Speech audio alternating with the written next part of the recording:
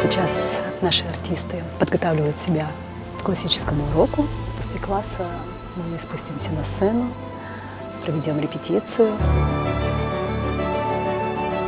Не знал, что у нас будет Леонид Бабухин давать класс.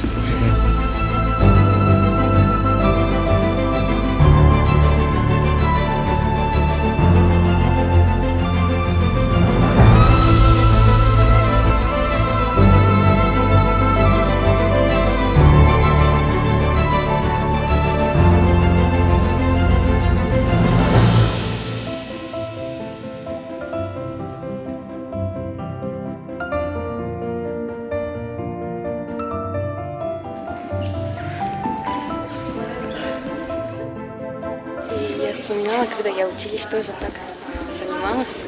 Вот, да, пока, да.